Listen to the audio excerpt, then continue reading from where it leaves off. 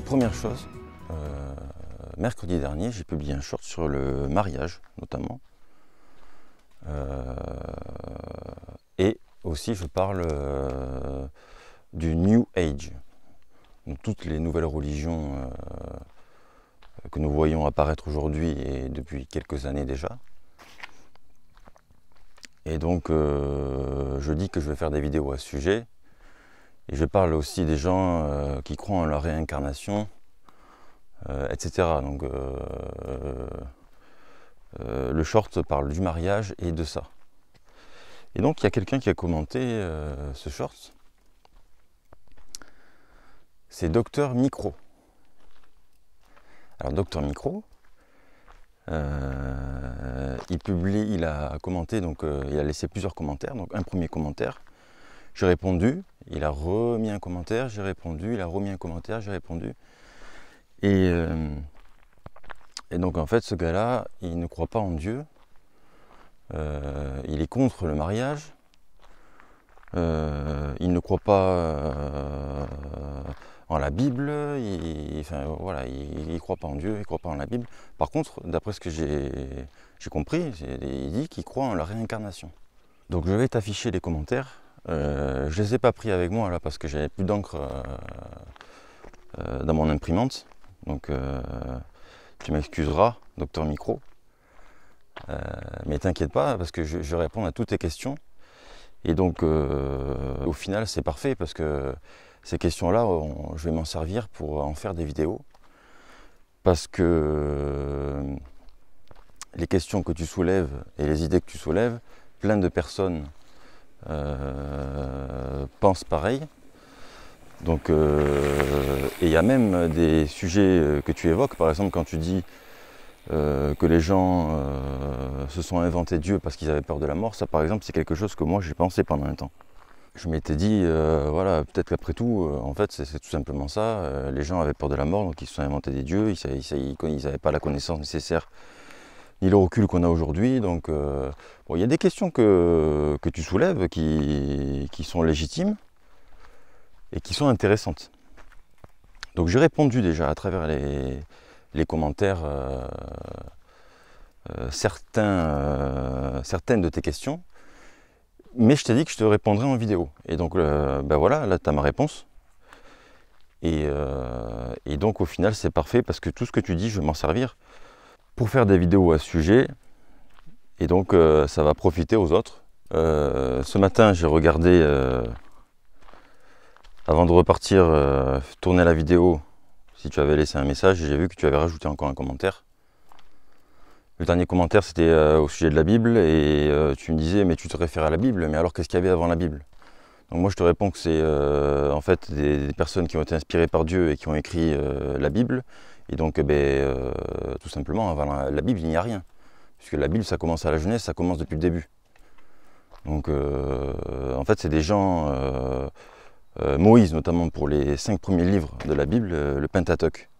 Ça s'appelle, c'est les 5 premiers livres de la Bible. Et donc ça a été écrit par Moïse.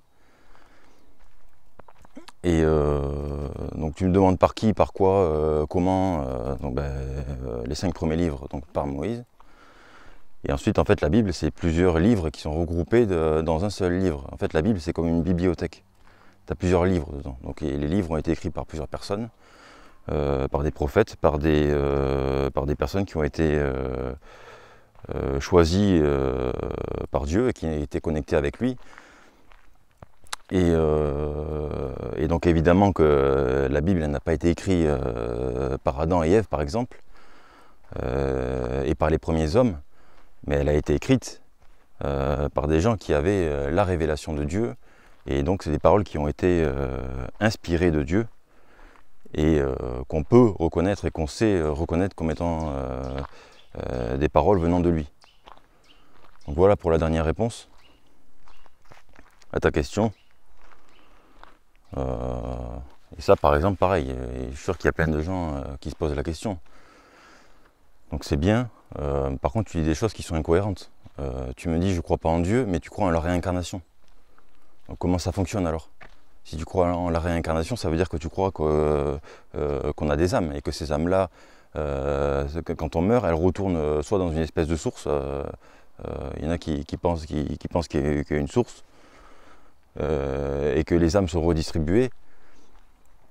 Ou alors tu crois tout simplement que ton âme va s'incarner dans autre chose, directement après la mort, sans repasser par la source, j'en sais rien, tu développes pas. Mais pour moi, si tu crois pas en Dieu, la réincarnation c'est un peu invalide aussi, parce que ça implique qu'il y a un Dieu, la réincarnation. À la limite, quelqu'un qui me dit moi je crois pas en Dieu, je crois en rien, je crois juste, voilà, le Big Bang il est sorti comme ça, on sait pas d'où, et en fait tout s'explique par la science et tout est le fruit du hasard. À la limite, c'est presque plus cohérent que quelqu'un me dise ça, que quelqu'un me dise je crois pas en Dieu, mais je crois en la réincarnation. Et en plus, tu as un culot phénoménal, puisque tu dis moi je sais, moi t'as pas besoin de me répondre parce que je sais moi.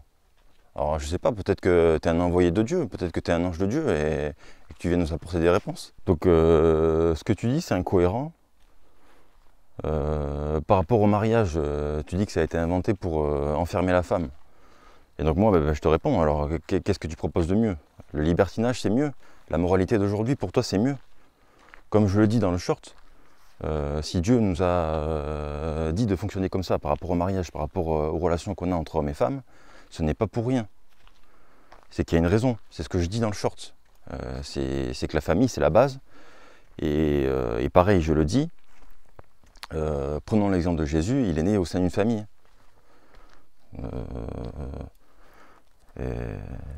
Et le mariage, c'est l'amour entre un homme et une femme qui est concrétisé. Et ce n'est certainement pas pour asservir la femme. On voit les dégâts que ça cause aujourd'hui, le fait que justement il n'y ait plus de mariage. On voit la décadence que ça crée. Les gens se mettent ensemble, se séparent, ça n'a ni queue ni tête, ça va coucher à tout va, et il y en a qui trompent leur conjoint. On voit toutes les dérives que ça crée, justement, le fait que ce ne soit plus quelque chose de sacré, justement, la relation entre un homme et une femme. Et voilà, on voit ce que ça produit. Bon, de toute façon, c'est pas le sujet de la vidéo. Là, je vais parler de la prière et je vais parler de la question suivante qui est à qui s'adresser quand on prie.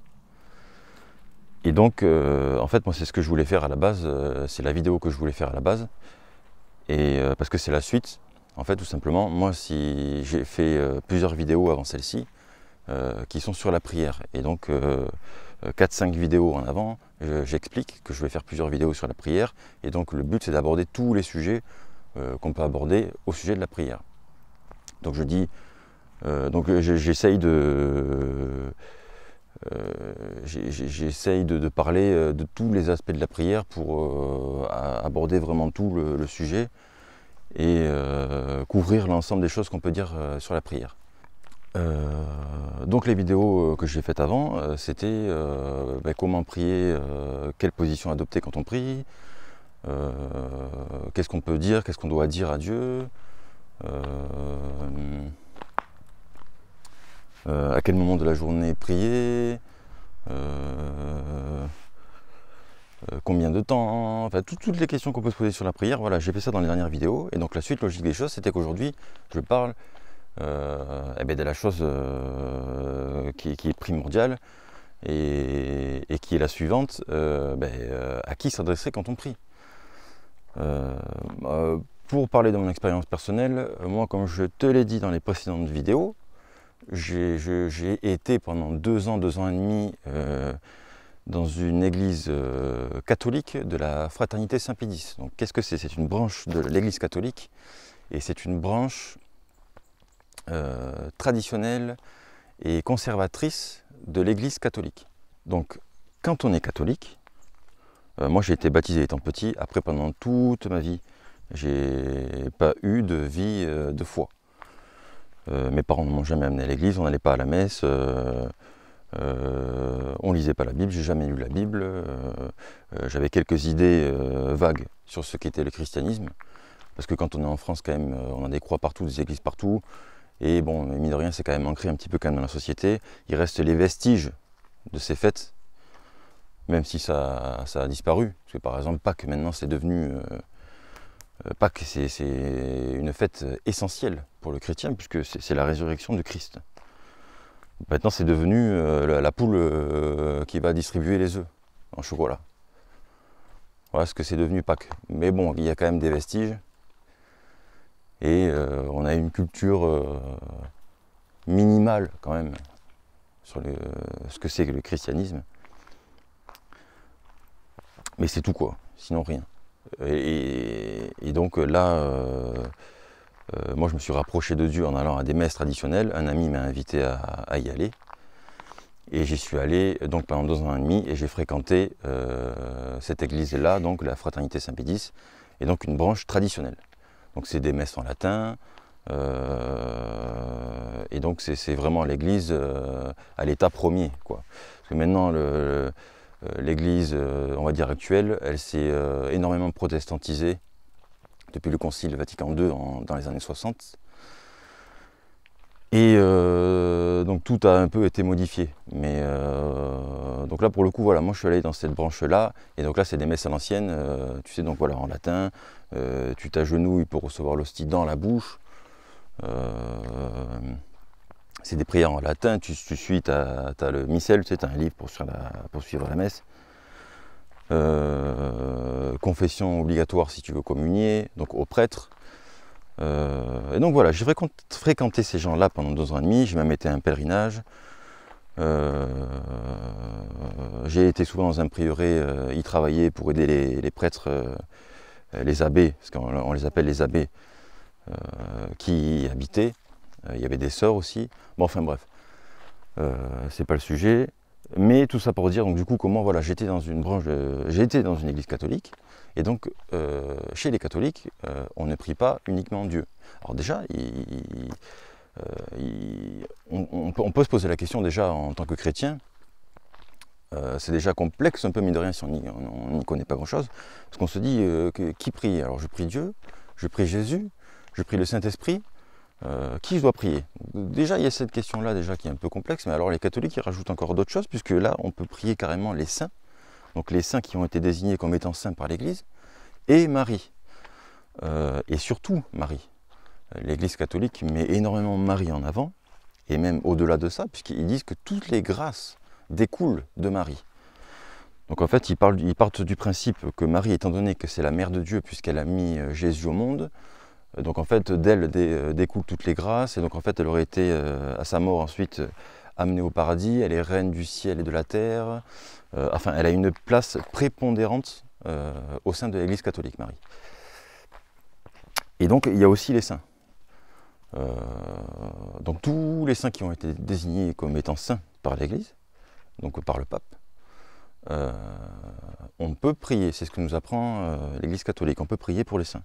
Et eux, les saints, prient ensuite pour Dieu. C'est ce que nous apprend l'Église catholique. Et donc moi, c'est ce que je pensais.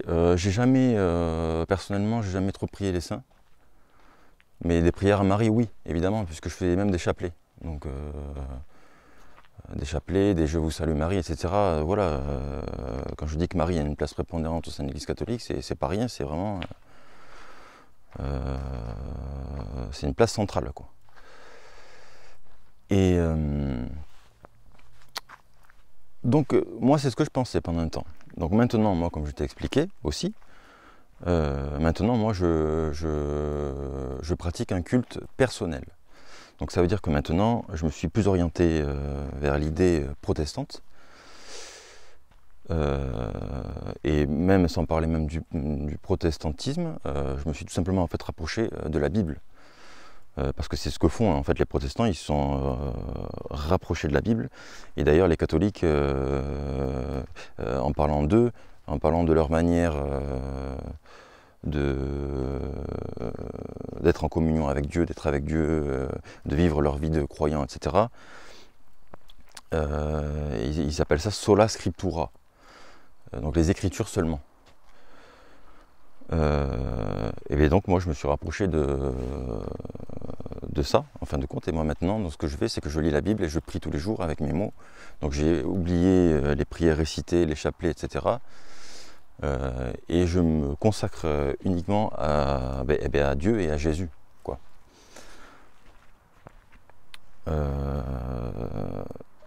Donc c'est ce que je fais maintenant. Mais pendant 2 ans et demi, j'ai été au sein donc, de cette église catholique. Et on nous enseigne qu'on peut prier les saints et Marie. Voilà. Donc ça c'est dit.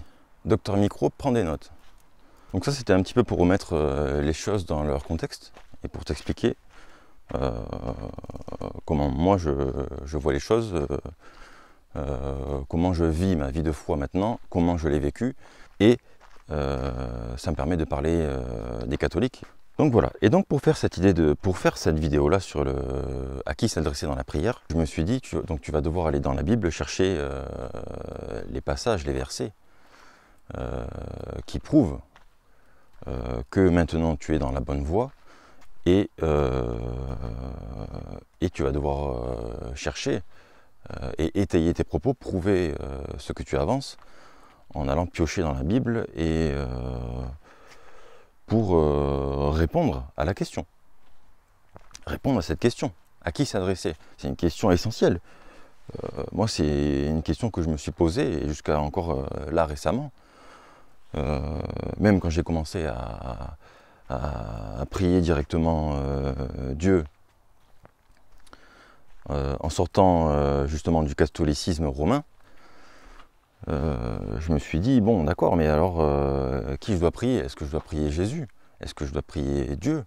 Est-ce que je dois prier le Saint-Esprit? Et je suis sûr qu'il y a plein de personnes qui ne savent pas qui prier, en fin de compte. Donc chez les catholiques, c'est encore pire, parce que là on rajoute les saints, etc., Marie. Donc là c'est carrément, on prie tout le monde, même le Saint-Esprit. Il y a des prières adressées au Saint-Esprit chez les catholiques. Donc, chez les catholiques, on prie tout le monde. Et chez les protestants, que font les protestants? En fait, ils prient le Père, ils prient Dieu au nom de Jésus.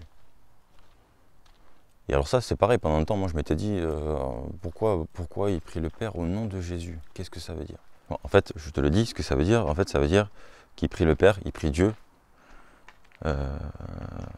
mais en le priant à travers le sacrifice de Jésus. Et c'est ce qui fait qu'on est purifié devant Dieu et qu'on peut accéder directement au Père et prier.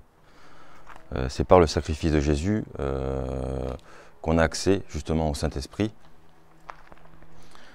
Et en priant au nom de Jésus, c'est mettre Jésus devant nous.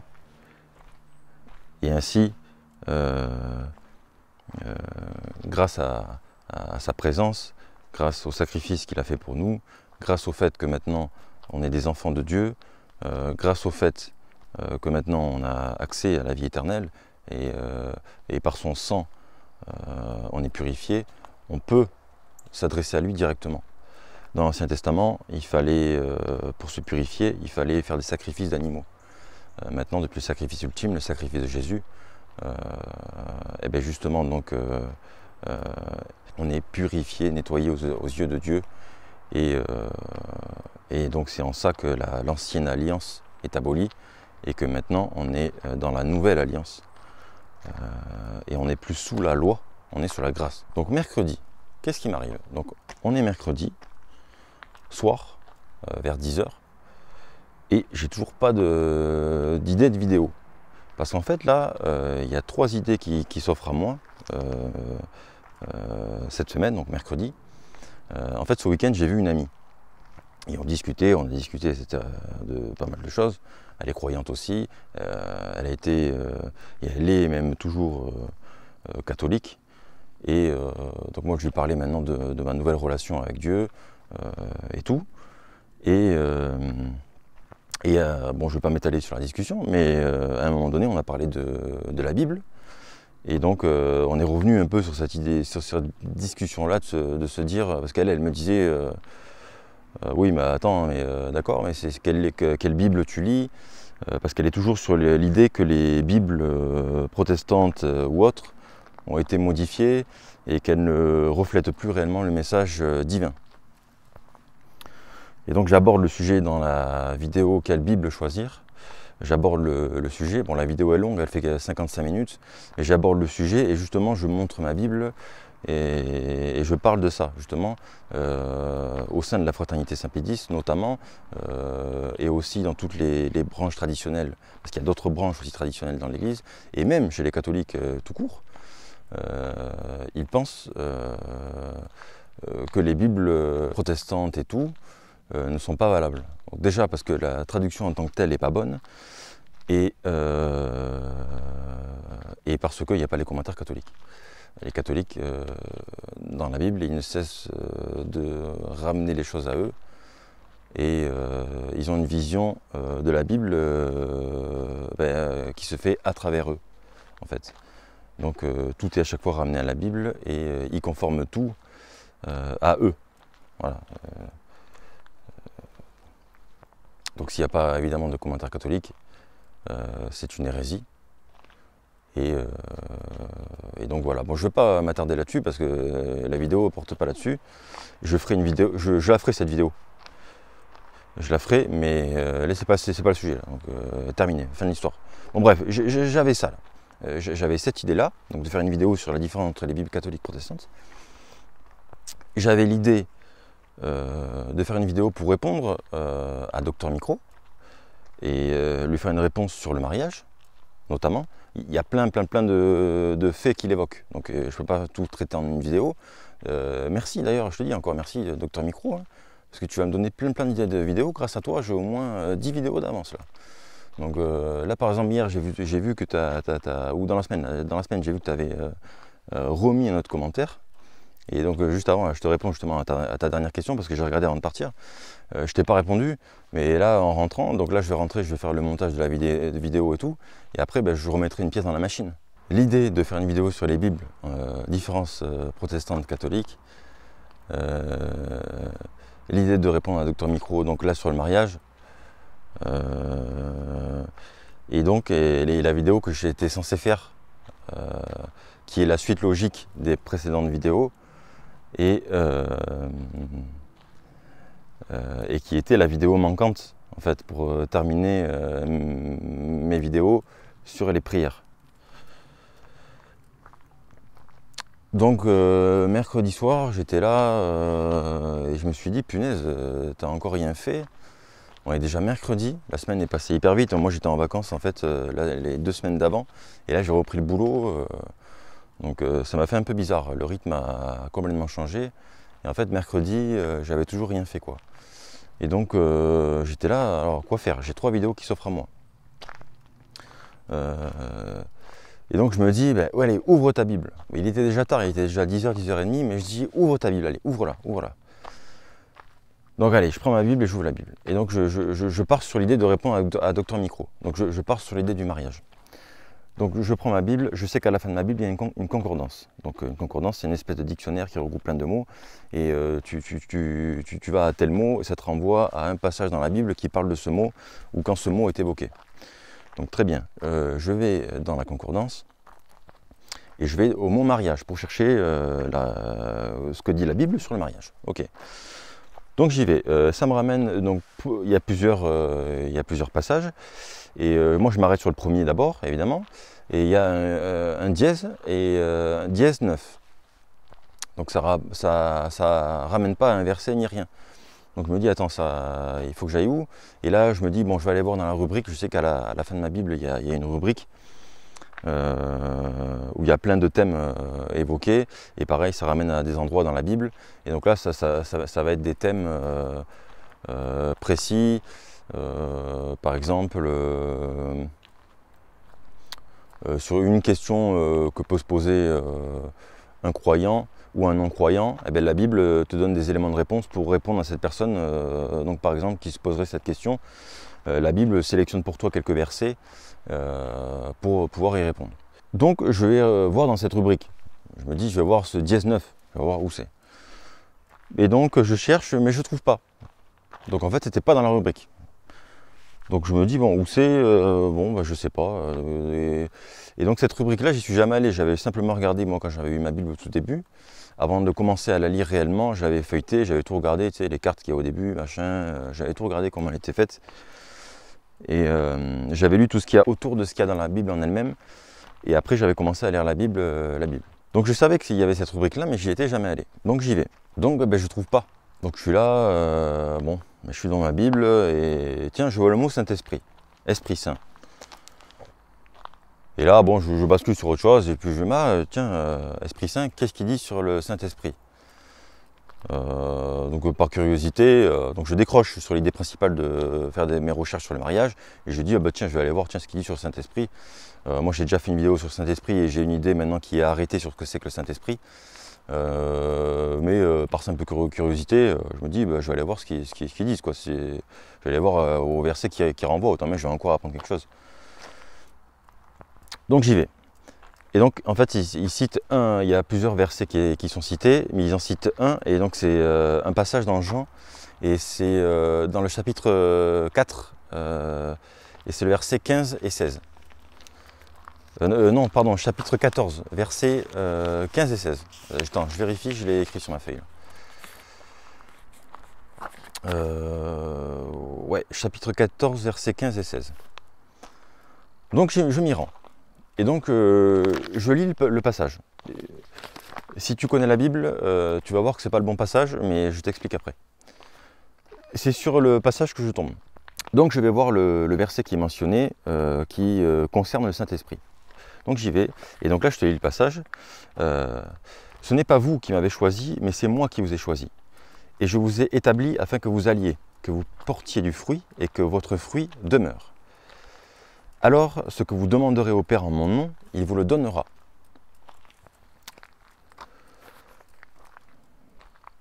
Donc là, attends, je me dis, ça parle pas du Saint-Esprit, ça. Pas du Saint-Esprit. Donc je retourne dans la rubrique, et je revérifie. Et là, je revérifie, ouais, 14, 15, 16. 15 et 16.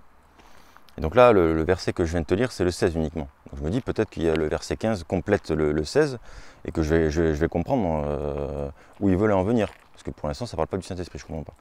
Donc je retourne au passage dans la Bible. Donc je retourne au passage 15, 16, 14, 15 et 14, 16. Et donc je lis le verset 15, et pareil, ça n'a rien à voir. Mais là par contre, je relis le verset 16, et je me dis, mais attends, mais c'est incroyable, c'est la réponse parfaite pour la vidéo que je voulais faire sur qui prier. Vous demanderez au Père en mon nom, et il vous le donnera. C'est Jésus qui parle.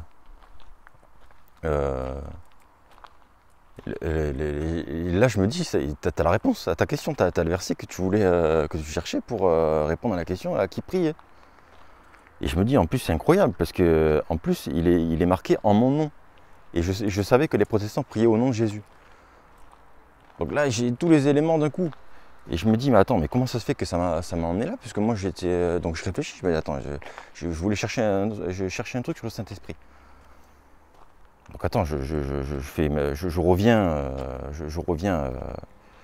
à la rubrique.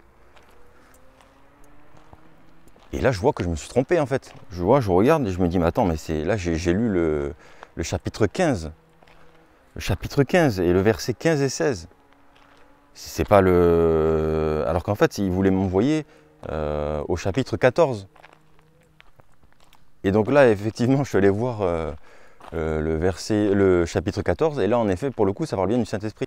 Et là, je me dis, mais attends, mais c'est un truc de fou. En fait, ça m'a emmené sur la rubrique. Tu sais comment elle s'appelle, la rubrique? Conseil pour le service. Ensuite, dans ma tête, je me dis, t'es allé voir sur le mot Saint-Esprit.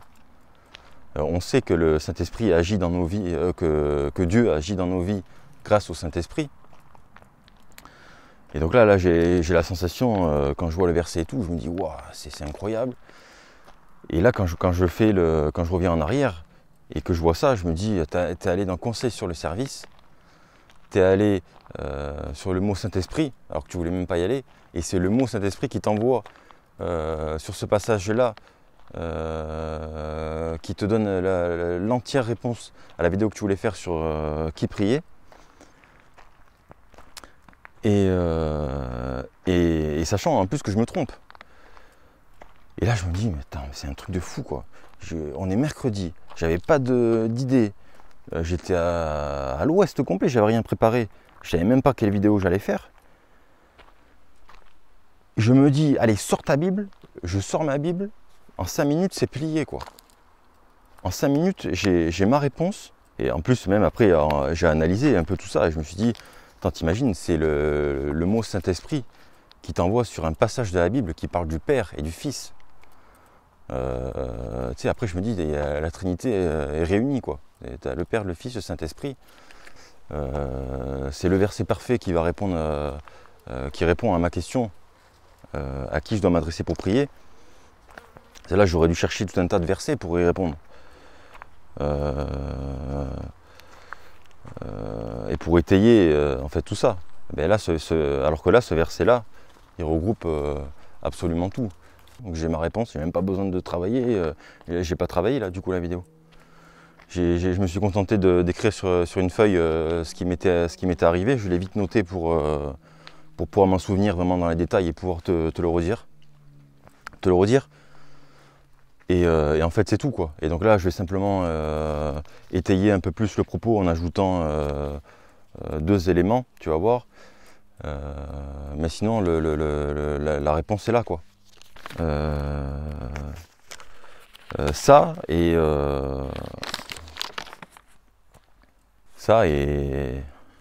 après quand je me repenche vraiment sur ça, je me dis c'est fou, c'est signé Dieu. Le Saint-Esprit, pourquoi je suis allé voir le mot Saint-Esprit? Et le mot Saint-Esprit m'envoie un passage qui parle du Père et du Fils. Si on réfléchit bien aussi, ça sépare justement le Père et le Fils et le Saint-Esprit. Donc ça me donne aussi l'élément de réponse de me dire qu'on ne prie pas le Saint-Esprit en fait. Et après, donc tout ça, quand j'ai analysé tout ça, je me suis dit non seulement j'ai la réponse, mais en plus après, en fait la réponse c'est pas uniquement le verset, c'est le fait, c'est le comment ça m'est arrivé, la manière dont ça m'est arrivé, le fait que je me trompe, le fait que je recherche le mot Saint-Esprit, comme ça, le fait que le Saint-Esprit, le mot Saint-Esprit soit séparé du verset Père et Fils. Enfin, j'ai tout en fait les éléments de réponse quoi. Et quand je me suis mis à tout noter et tout, je me suis dit wow, c'est incroyable. Et alors là, j'ai du mal à. J'espère que comment dire, j'ai du mal à retranscrire ce que j'ai ressenti sur le moment, parce que sur le moment j'étais sur le cul.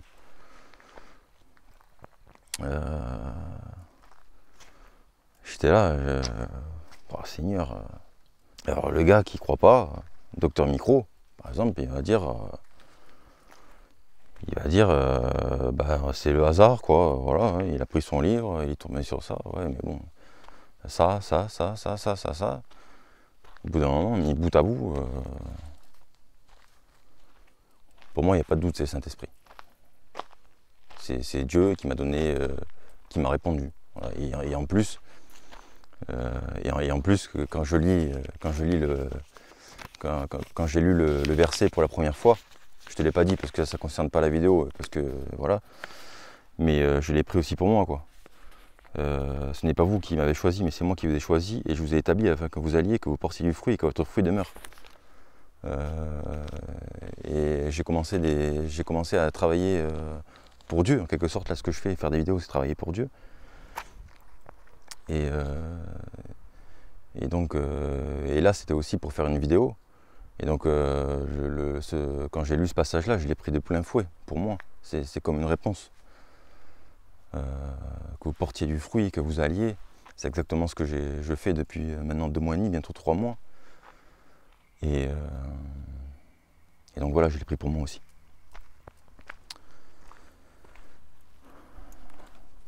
Donc c'est encore je prends ça comme étant encore une bénédiction.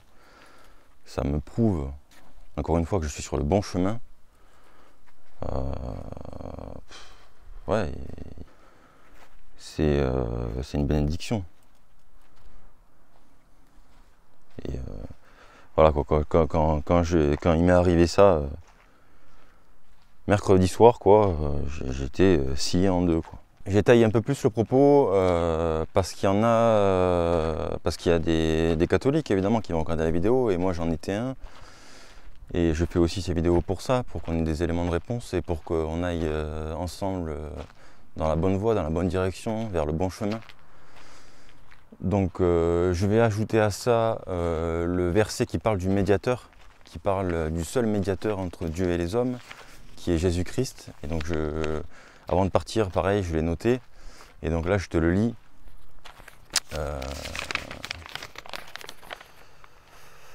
Donc c'est dans 1 Timothée chapitre 2 verset 5. En effet, il y a un seul Dieu et il y a aussi un seul médiateur entre Dieu et les hommes, un homme, Jésus-Christ, qui s'est donné lui-même en rançon pour tous. Et donc voilà, ce passage il est clair. Le seul médiateur qu'il y a entre Dieu et les hommes, c'est Jésus. Et ce n'est pas les saints, ce n'est pas Marie. Moi ça m'a peiné. Moi ce qui m'a le plus peiné, quand j'ai commencé à m'éloigner de cette doctrine et de ces prières justement catholiques, c'était de m'éloigner de Marie, parce que Marie c'est une figure réconfortante dans le catholicisme. Il y a tout un tas de statues de Marie, vous savez les statues, les belles statues de Marie, quand on les voit on se dit c'est la douceur incarnée, c'est la beauté féminine incarnée, c'est la pureté. Elles sont belles ces statues de Lourdes notamment. Il y a toute... c'est pas uniquement qu'une histoire de doctrine, c'est vraiment... ça a pris une place surtout dans nos pays catholiques, une place énorme, le culte voué à Marie. On le voit dans toutes les prières, il y a des références à Marie, des prières à Marie, je vous salue Marie. Bon, je reviendrai sur tout ça, je ne vais pas tout évoquer parce que sinon la vidéo va durer 2 heures. Donc si tu es bien installé et tout, ça peut être agréable, j'espère que tu prends du plaisir à regarder la vidéo. D'ailleurs, j'en profite là pour te dire de t'abonner à la chaîne. Si les vidéos te plaisent et d'interagir avec, de mettre des j'aime. Déjà pour l'algorithme, ça m'aide à propulser les vidéos en avant. Et puis de mettre des commentaires. Là, hier par exemple, j'ai quelqu'un là qui m'a mis un commentaire qui m'a touché profondément sur la dernière vidéo que j'ai faite sur le parler en langue. Il me dit « T'es vraiment humble et Jésus-Christ te bénisse ». Donc voilà, quand je vois ce type de commentaire là, ça me fait un plaisir fou. Parce que je me dis, ça me fait un plaisir fou, quoi. J'ai un retour, et en plus quand c'est pour me dire des choses comme ça positives, ça ne fait que m'aider, ça me donne de la force, ça me convainc de continuer, de persévérer, et etc., quoi. Donc voilà, petite parenthèse. Et donc voilà pour le passage, pour la médiation entre Dieu et les hommes. Il n'y en a qu'un, c'est Jésus. Bon, deuxième donc élément de réponse, que je rajoute simplement au verset que le Seigneur m'a donné. Donc ça c'est pour contrecarrer, si on peut dire, la pensée catholique. Et pour répondre donc voilà, à cette idée-là que le fait que Marie serait également médiatrice, les saints, etc. Bon. La Bible, elle est claire quoi, à ce sujet. De médiateur, il n'y en a qu'un. C'est le Christ. Et donc on a la réponse, il faut prier le Père.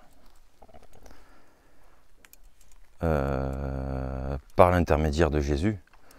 Alors, est-ce qu'il faut, oui ou non, rajouter à la fin de sa prière je te prie au nom de Jésus.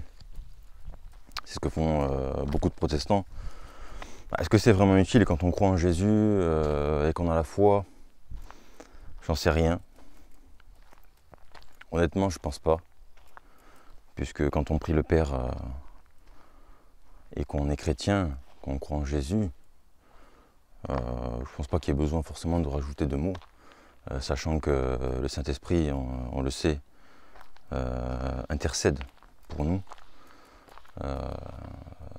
Et quand on nous met de dire des mots ou autres, le Saint-Esprit est là justement, comme je l'ai évoqué dans la vidéo sur les différents types de prières, les prières dans l'Esprit notamment. Et dans la prière et dans la vidéo sur le Saint-Esprit, nous aide dans la prière. Et ensuite, est-ce qu'on peut prier Jésus? Ben oui, évidemment. Et donc je m'appuie sur les nombreux passages en fait, dans le Nouveau Testament qui parlent de personnes qui prient Jésus directement. Et d'ailleurs, la dernière phrase, le dernier passage de la Bible, c'est une prière adressée à Jésus justement. C'est Amen, Seigneur Jésus, viens. Et donc c'est une prière adressée à Jésus, quoi. Et donc il y a plusieurs passages dans le Nouveau Testament qui prouvent qu'il n'y a aucun problème, au contraire, de prier Jésus. Et donc voilà quoi. Donc prier Jésus, oui. Prier le Père, oui. Prier Jésus, prier le Père au nom de Jésus, oui.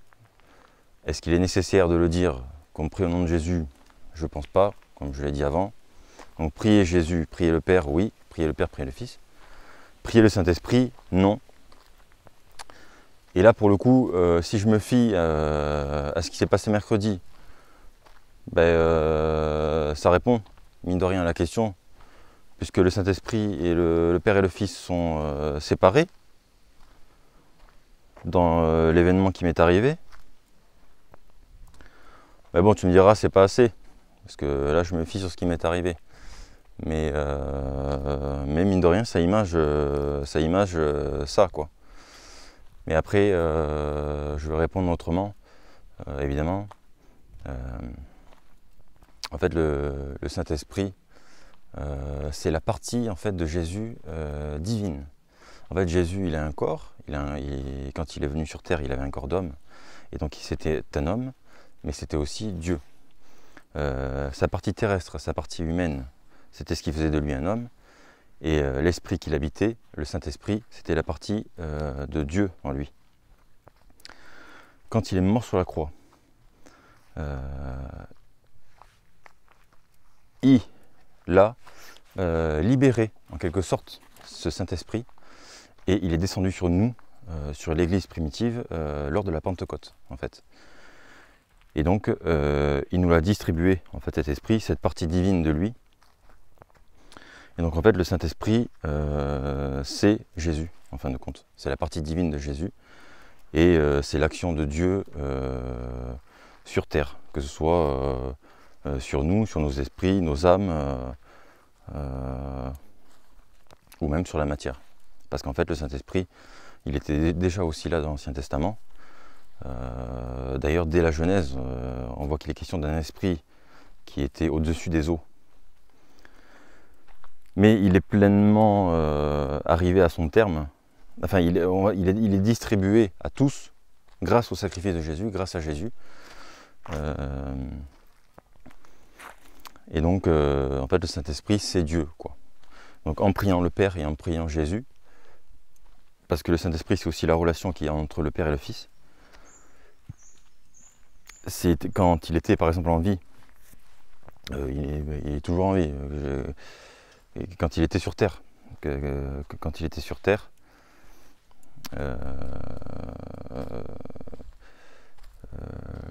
c'était le Saint-Esprit, c'était la jonction qu'il y avait aussi entre le Père et entre Dieu et Jésus. et Jésus.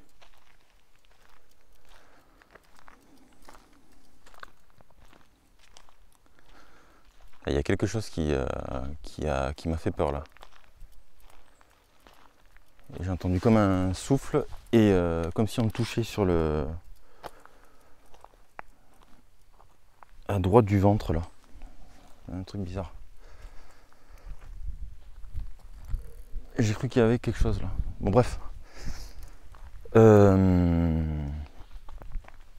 Oui, donc quand Jésus était en vie, quand Jésus était sur la terre, pardon, il priait le Père. Ça c'est l'image aussi, la représentation matérielle, on va dire, physique, de ce qu'est le Saint-Esprit. En fait, c'est la liaison entre Dieu, le Père, et Dieu le Fils, mais en tant qu'homme. Et donc, ben voilà quoi, tout simplement, le Saint-Esprit, pour moi, on ne doit pas le prier. On ne doit pas le prier, tout simplement parce que ce n'est autre que Jésus, ce n'est autre que le Père aussi. C'est Dieu. Donc on prie le Père, on prie le Fils, et on demande le Saint-Esprit au Père et au Fils.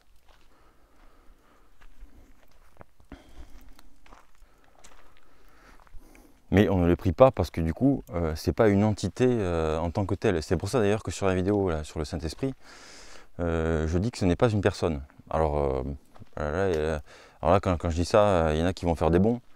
Parce que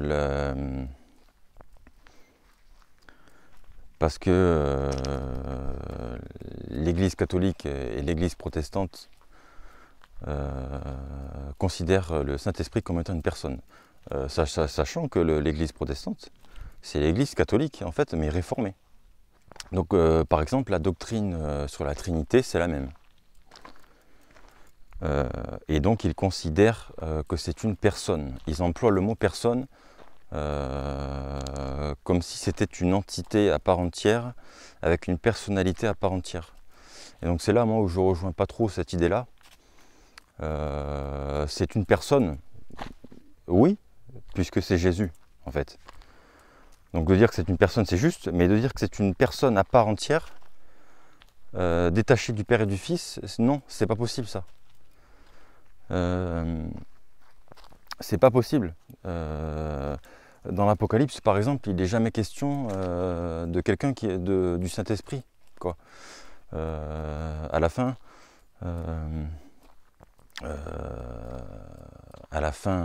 des temps, notamment quand il y aura la nouvelle terre, les nouveaux cieux, etc. Il y aura Dieu, on verra Dieu, et Jésus sera là en tant que roi, et on le verra. Et il sera avec nous. Mais il n'est jamais question de la matérialisation du Saint-Esprit. Donc bon là, c'est des débats après théologiques, hein, mais on s'en fiche un peu de ça. Mais enfin, on s'en fiche. Pour quelqu'un qui est passionné vraiment de Dieu comme moi et comme vous, très certainement, si tu regardes la vidéo, c'est des sujets importants, hein, et s'y plonger, c'est génial. Et mais c'est pas quelque chose de primordial là, quoi. Donc voilà, c'est ma réponse à la question qui priait. Et en fait, moi, quand je me suis mis à faire comme ça, à avoir cette relation vraiment directe avec Dieu, ça m'a libéré, quoi, en quelque sorte, parce que il y avait plein de questions, moi, que je me posais quand j'étais catholique.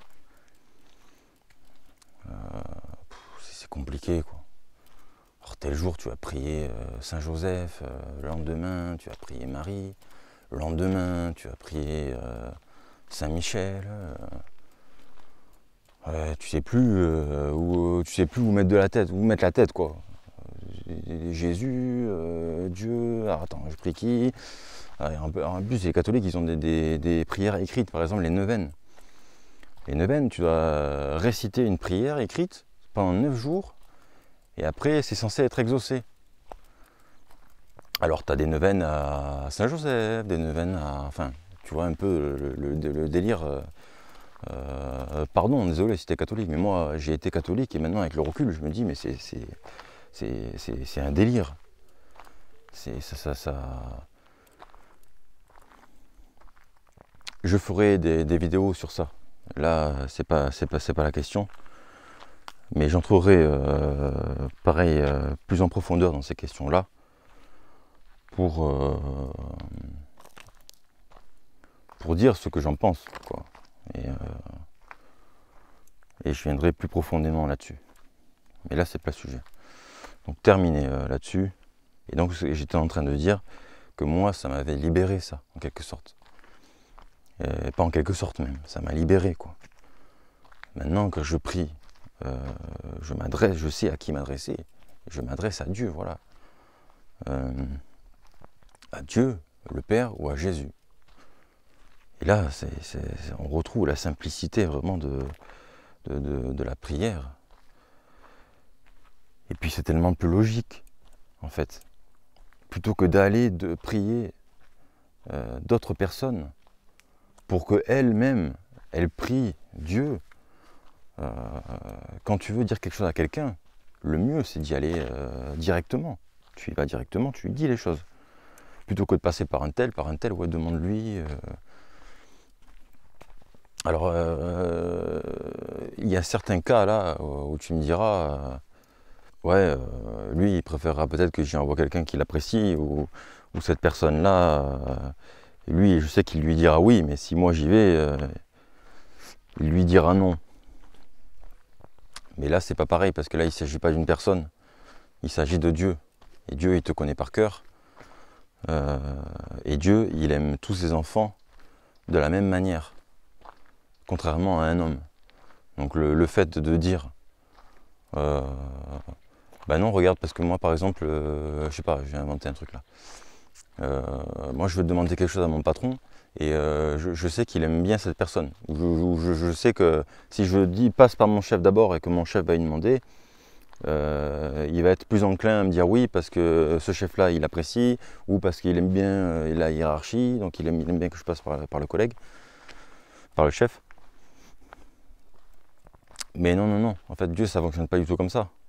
Puisque Dieu, voilà, Dieu il nous aime tous de la même manière. Dieu il n'est pas dans il n'est pas dans cet esprit-là, dans l'optique humain, de dire je préfère telle personne.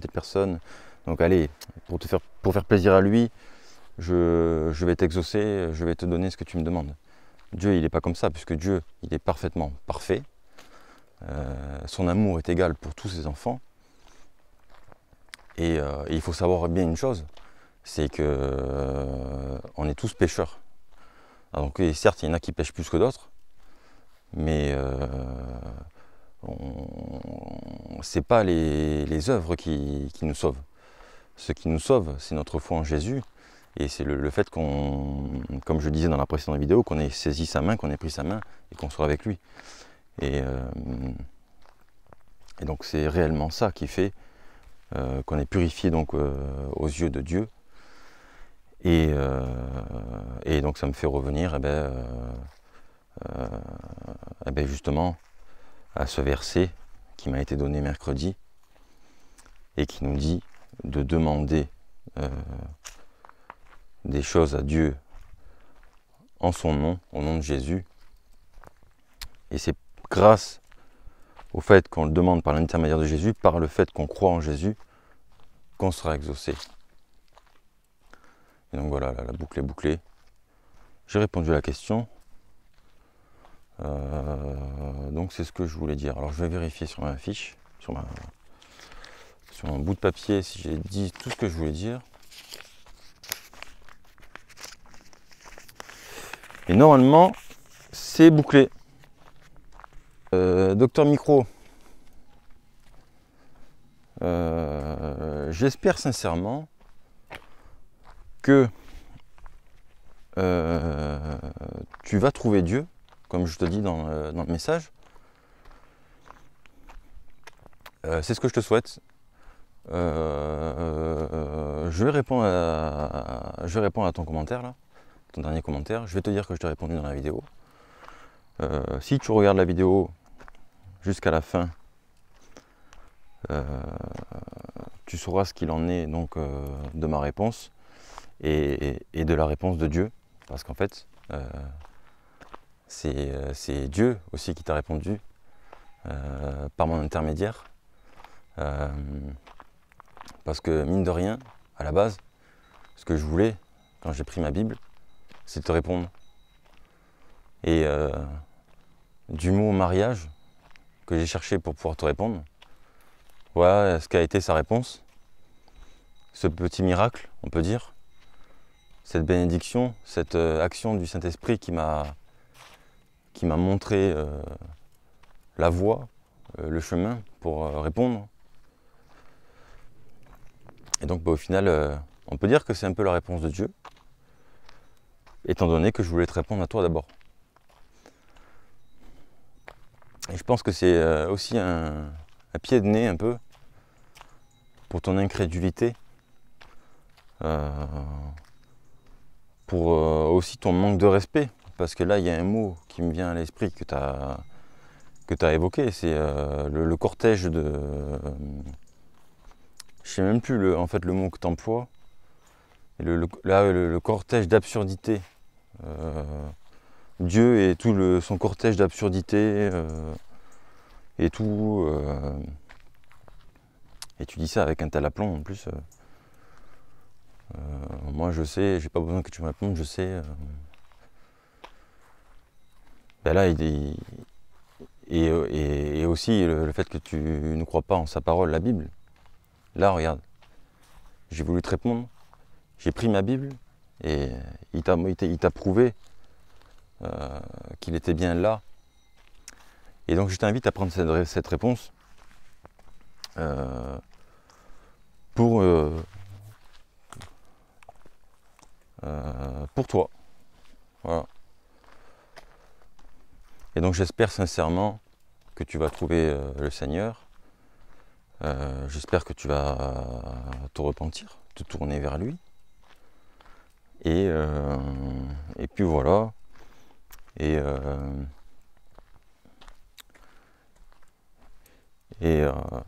puis je te remercie malgré tout, parce que là les questions que tu évoques, c'est parfait, je vais pouvoir faire des vidéos de ces sujets. Et donc on peut dire que tu es un peu aussi une petite bénédiction, hein, une petite grâce de Dieu pour ma chaîne, puisque tu me donnes des idées. Et donc je vais me servir de ça pour faire du contenu. Voilà. Peut-être un petit retour sur la chaîne. J'ai eu 8 abonnés encore supplémentaires cette semaine. C'est ça y est, là ça commence vraiment à prendre de la vitesse. Je regardais là justement cette semaine les premières vidéos que j'ai faites. En fait, je gagnais un abonné, même pas, par vidéo, quoi. La première vidéo, je crois que j'avais gagné un abonné. La deuxième, 0. La troisième, 1 ou 2, je crois. Et après, j'ai regardé pendant un mois et une semaine, c'est-à-dire pendant 4 vidéos, j'avais eu que un abonné. J'avais fait une vidéo le samedi, donc une semaine, 0 abonné. La deuxième semaine, j'ai refait une vidéo le dimanche, 0 abonné.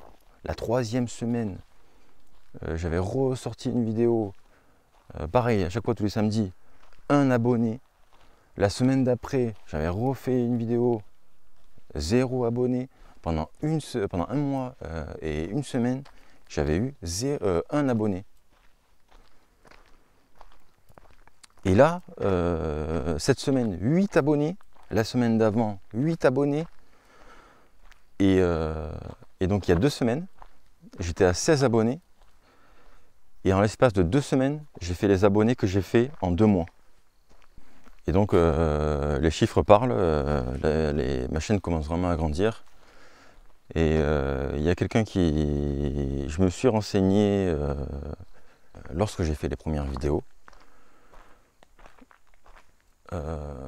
auprès de chaînes qui parlaient justement de vidéos YouTube, et il parle de comment faire justement pour créer une chaîne et la faire évoluer. Et donc j'étais allé voir notamment des vidéos j'ai plus son nom en tête, mais c'est un YouTuber qui s'était lancé avec des vidéos sur la peinture. Et ensuite il avait créé une chaîne, le LabTube, ça s'appelle. Et donc là, c'est une chaîne qui parle des chaînes YouTube en tant que telles, de YouTube, pour ceux qui veulent créer des chaînes. Et donc c'est Chambaud, je crois, son nom de famille. Et son nom, je ne l'ai plus en tête là, donc, mais je sais que c'est Chambaud. Donc tu tapes, si jamais tu veux regarder, c'est le LabTube. Et c'est Alex Chambaud, non c'est pas Alex, mais c'est Chambaud je crois. Et justement, lui il expliquait qu'en fait une chaîne YouTube c'est comme une locomotive. En fait il faut une énergie colossale pour la lancer. Et une fois que par contre qu'elle est lancée, après c'est bon, ça roule. Et donc justement, lui disait qu'il y avait comme une traversée du désert en fait au début, et il montre un schéma qu'il a fait, et il y a une courbe, et en fait tu vois, tu sais, il y a une courbe qui représente la satisfaction et la joie, tu sais, de faire une chaîne. Et donc il montre au début, tu sais, il fait une courbe comme ça qui monte. Donc au début tu es content, tu sais, tu fais tes premières vidéos, tu as quelques abonnés, quelques vues, donc tu te dis waouh, ça y est, ça va. Donc tu te dis ça va commencer à prendre de l'ampleur. Et autant bien, dans quelques mois, j'aurai déjà peut-être 1000, 10 000, 100 000 abonnés, j'en sais rien. Et donc tu es tout feu tout flamme, tu te dis je vais balancer des vidéos, et bon ben ça va de suite être la folie et tout. Et donc du coup en fait après il fait la courbe justement qui descend et qui reste basse pendant 5, 6, 7, 8 mois avant que la courbe ne se remette à une satisfaction on va dire normale, et qu'elle monte après progressivement. Donc en fait c'est exactement ça, et je le constate, c'est pour ça que je te parle de ça, c'est que je suis en train de le constater. Et il expliquait qu'il y avait pendant les 6 premiers mois justement où tu n'avais pas de visibilité, pas de vue. Et en fait souvent les vidéos que tu fais elles sont vues que par une poignée de personnes. Et justement on lui dit par tes proches, si tu en parles à tes proches, donc il dit personne ne regarde tes vidéos au début à part ta mère, ben, c'est carrément vrai quoi. Et donc cette courbe là, voilà quoi, elle montre qu'au début tu es content, tu fais quelques vues, donc tu penses que ça va monter, mais en fait tu te rends compte que non. Et pendant 6 mois, tu publies, et il se passe rien ou pas grand chose. Et donc voilà quoi, il expliquait qu'il fallait bien 6 mois pour qu'une chaîne commence à grandir, et ouais, il disait ouais, qu'il faut bien 6 mois, 1 an pour avoir 1000 abonnés. Et pour revenir à son image de la locomotive, je le vois parfaitement là sur ma chaîne. Comme je te dis, j'ai mis 2 mois et 2 mois à avoir 16 abonnés, et là en 2 semaines j'ai 32 abonnés déjà. Et donc en fait c'est exponentiel. Donc si tout se passe bien, normalement ça devrait grandir. Et donc si jamais, je sais pas, tu veux te lancer sur une chaîne, le conseil que je peux te donner, c'est de faire des vidéos déjà régulièrement, à un jour donné, et une vidéo par semaine minimum. Et ensuite, là j'ai remarqué moi, avec les shorts là que j'ai publiés, que les shorts c'était très très important maintenant sur YouTube, parce que ça apporte du trafic. Et donc là, moi là, je pense que j'ai trouvé la bonne manière de fonctionner, c'est-à-dire je fais une grosse vidéo, mes vidéos en fait les samedis, tous les samedis, et je publie un short, donc je tire 1 minute, un peu plus ou un peu moins d'une vidéo, et je la mets le mercredi. Donc les vidéos que je fais les samedis, c'est la chaîne en tant que telle, et après les shorts comme ça que je mets les mercredis, ça ça balance, des petits passages à plus de monde. Et ça apporte du monde sur mes vidéos. Donc voilà, je